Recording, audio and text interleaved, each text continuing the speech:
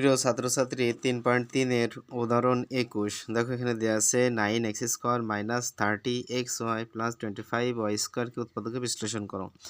আমি এখানে সমাধানে লিখছি। দেখো সমাধানে লেখার পর আমাদের কাজ করতে হবে। দেখো এখানে একটা ওয়াই স্কোয়ার আছে, এই ওয়াই স্কোয়ার আসাতে আমাদের আসলে মিডলটা করতে পারতেছি না, একটা ঝামেলা চলে আসছে।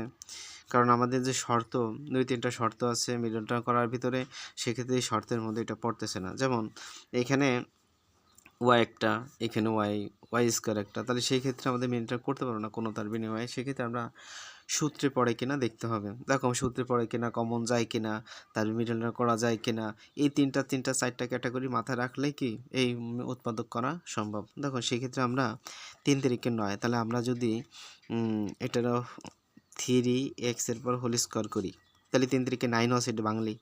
আচ্ছা সূত্রের মাইনাস বর্গ নির্ণয়ের সূত্রে ভাঙাবো, ঠিক আছে। তাহলে সূত্র 2a এ ধরছি কোনটার বলো 3x রে, 3x রে ধরবো, বি ধরবো কাটে 2ab, বি ধরবো। দেখো এই 30 ফুট যেটা লাগবে সেটা বি ধরবো।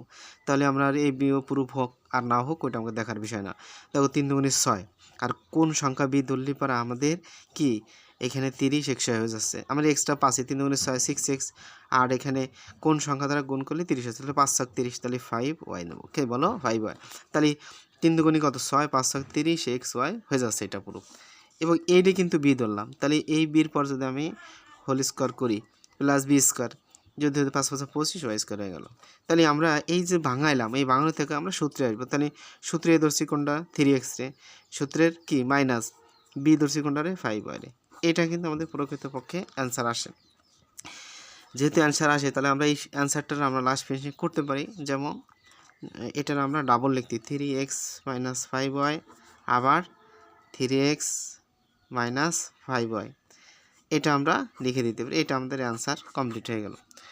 দেখো তোমরা একটা প্রশ্ন করতে পারো যে স্যার এর আগে যে কাজটা করছেন তাই পরবর্তী কাজটা একটু অন্যরকম হলো, কারণ এর আগের অঙ্কটা এই সিচুয়েশনে দাঁড়াইছিল, আগে আমরা এটা আনছিলাম, এখন আছে এটা আমরা এটা আনছিলাম। এটাই হলো রুলস, এটাই হলো নিয়ম।